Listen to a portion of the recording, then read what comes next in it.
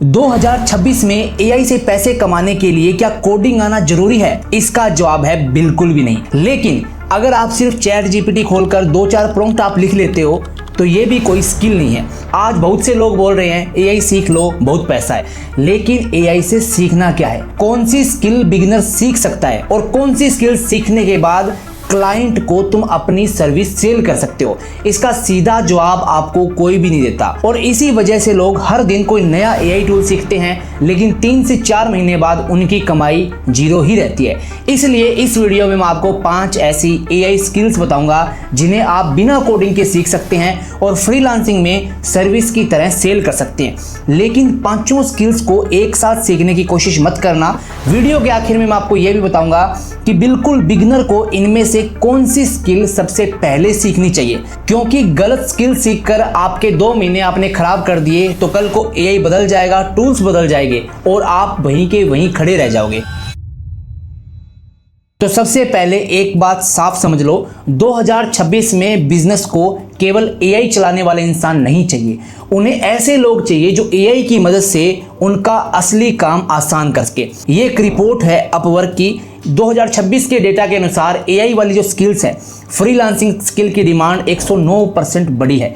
AI video editing की demand लगभग 329% बढ़ी है और एआई इंटीग्रेशन की डिमांड 178% बढ़ी है और एआई डेटा एनोटेशन की डिमांड 154% बढ़ी है। इसका मतलब साफ है, मार्केट में काम है, लेकिन काम उस इंसान के लिए है जो क्लाइंट की प्रॉब्लम को सोल्व करता है। सिर्फ प्रॉम्प्ट लिखकर खुद को एआई एक्सपर्ट बोलने वाले लोगों के लिए काम नहीं है। अब मान लो 2 लोग हैं, एक है रोहित, दूसरी है पूजा। रोहित रोज नया एआई टूल सीखता है। आज चैट जीपीटी सीख रहा है, कल को कोई इमेज बनाने वाला टूल सीखेगा, परसों कोई वीडियो का टूल सीखेगा और उसके फोन में 50 से भी ज्यादा एआई वेबसाइट सेव है। लेकिन जब उसे कोई क्लाइंट पूछता है कि आप मेरे लिए क्या काम कर सकते हो, तो उसके पास कोई साफ जवाब नहीं होता। दूसरी तरफ पूजा है।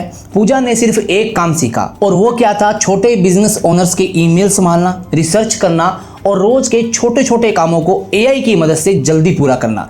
पूजा के पास कोई 50 एआई टूल नहीं है, ना उसे 50 एआई टूल आते हैं, लेकिन उसे पता है कि क्लाइंट का समय कैसे बचाना है। अब बताओ, पैसे कमाने के ज्यादा चांस किसके पास है? जाहिर सी बात है पूजा के पास, क्योंकि क्लाइंट को आपके टूल की लंबी लंबी लिस्ट नहीं चाहिए, उसे बस अपने काम के अंदर रिजल्ट चाहिए। और यही बात आपको इन 5 स्किल में याद रखनी है। और आगे बढ़ने से पहले मेरी एक रिक्वेस्ट है, आप इस वीडियो को लाइक जरूर कीजिए और एक हाइप जरूर कीजिए ताकि ये वीडियो आगे भी काफी लोगों तक पहुंचे जो एआई से पैसे कमाना चाहते हैं। सबसे पहली स्किल है एआई वर्चुअल असिस्टेंस। अब वर्चुअल असिस्टेंस का नाम सुनकर इसे बहुत लोग मुश्किल समझ लेते हैं। इसका सीधा मतलब है किसी बिजनेस, किसी कोच, किसी क्रिएटर या फिर फ्रीलांसर के रोज के ऑनलाइन कामों को संभालना। जैसे सबके पास ईमेल आते हैं तो उन ईमेल्स को अरेंज करना, लंबे लंबे जो मैसेज आते हैं उनकी एक समरी बनाना ताकि वो पूरा मैसेज 2-4 लाइनों में सिमट जाए और उसे समझ भी आ जाए।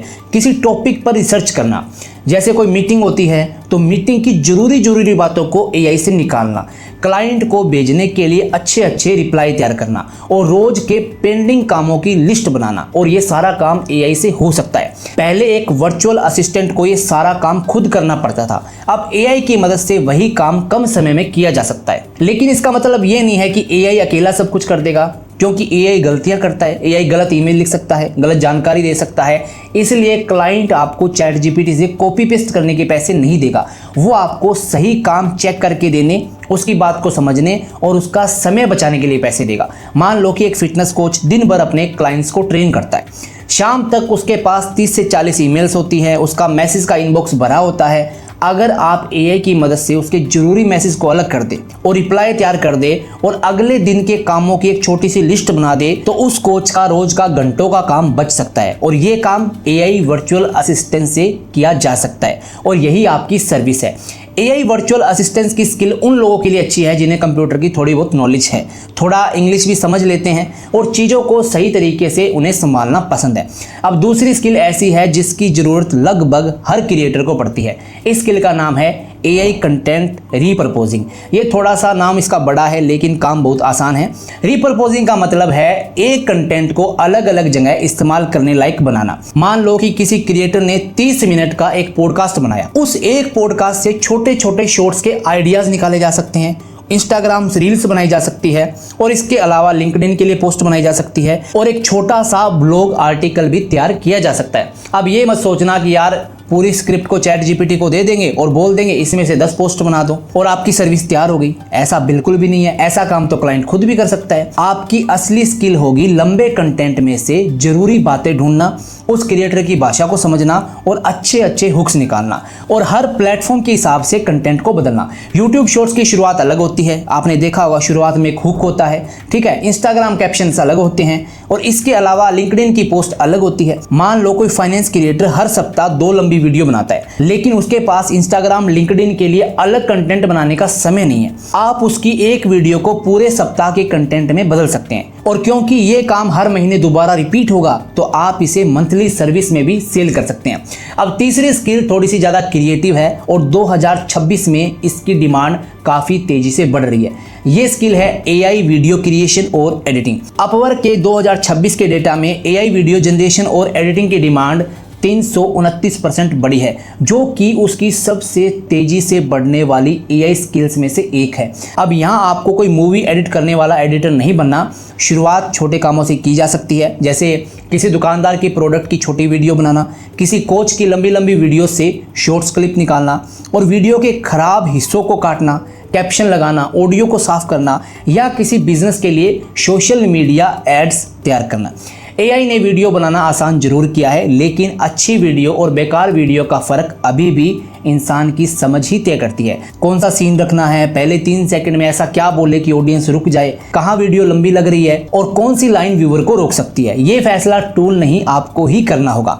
मान लेते हैं कि एक लोकल कपड़े की दुकान वाला इंस्टाग्राम पर अपने नए स्टॉक को दिखाना चाहता है, जो वो नया स्टॉक अभी लेकर आया।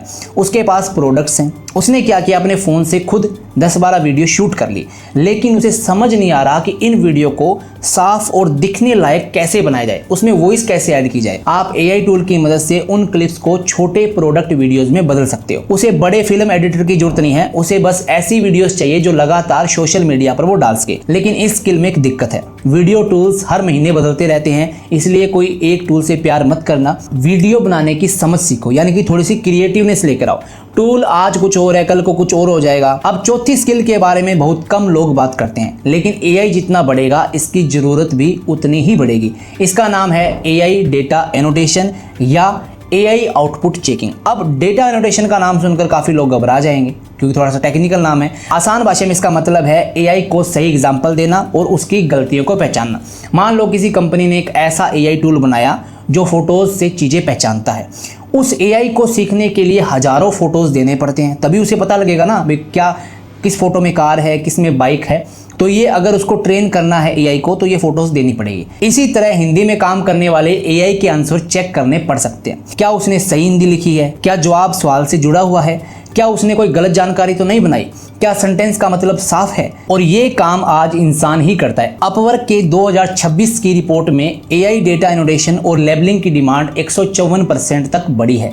ये स्किल उन लोगों के लिए अच्छी हो सकती है जो ध्यान से काम कर सकते हैं, जिन्हें छोटी गलतियां पकड़ना आता है और जो एक जैसा काम कुछ समय तक बिना लापरवाही के कर सकते हैं। इसमें कोडिंग जरूरी नहीं होती, लेकिन पेशेंस काफ़ी जरूरी होता है, क्योंकि अगर आपने जल्दबाजी में कोई गलत चीज़ को सही मार्क कर दिया तो डेटा खराब हो सकता है। लेकिन यहाँ आपको एक रियलिटी भी समझनी पड़ेगी। डेटा एनोटेशन का हर प्रोजेक्ट काफ़ी ज़्यादा पैसे नहीं देता। हाँ, कुछ कुछ प्रोजेक्ट पैसे दे सकते हैं ज़्यादा, पर हर प्रोजेक्ट ज़्यादा पैसे वाला नहीं होता। पर ये शुरुआत के लिए काफ़ी अच्छा काम है। अगर आप एआई से पैसे कमाना चाह रहे हैं तो आप इससे शुरुआत कर सकते हैं। ये कोई रातों रात अमीर बनने का तरीका नहीं है। अब आती है 5वीं स्किल, और मेरी नज़र में इन 5 में आगे चलकर सबसे ज़्यादा कमाई इसी स्किल से हो सकती है। लेकिन ये बाकी 4 स्किल से थोड़ी मुश्किल भी है। इसका नाम है नो कोड एआई ऑटोमेशन। इसका सीधा मतलब है किसी बिजनेस के बार बार होने वाले काम को एआई की मदद से अपने आप आगे बढ़ाना। मान लो एक कोचिंग सेंटर के पास रोज काफ़ी सारी इंक्वायरीज आती है और आपको पता है कि कोचिंग सेंटर्स के पास सेम क्वेरीज आएंगी, जैसे कि फीस कितनी है, बैच का टाइम कितना है, एडमिशन के बारे में कोई पूछता है। अब नो कोड एआई ऑटोमेशन की मदद से ऐसा सिस्टम बनाया जा सकता है जो क्वेरीज को खुद समझता है और जवाब का रिप्लाई भी बनाता है और कस्टमर की जानकारी को सेव भी करता है, ताकि उसके बाद दोबारा से कांटेक्ट किया जा सके। और कोचिंग ओनर को बता भी देता है कि किस स्टूडेंट से पहले बात करनी है। और किसी बिजनेस के लिए मीटिंग खत्म होते ही उसकी समरी तैयार करना भी एआई ऑटोमेशन का ही काम है। और किसी दुकान के कस्टमर के डेली बार बार पूछे जाने वाले जो क्वेश्चन होते हैं उनका जो जवाब है वो भी एआई ऑटोमेशन से दिया जा सकता है।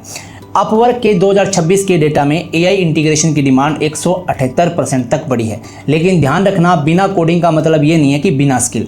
आपको समझना पड़ेगा कि बिजनेस का काम कैसे चलता है, कौन सा काम पहले होता है और उसके बाद कौन सा काम होना चाहिए, गलती होने पर सिस्टम कहाँ अपने आप रुक जाए। इसलिए शुरुआत में आपको बड़ा सिस्टम बनाना नहीं सीखना।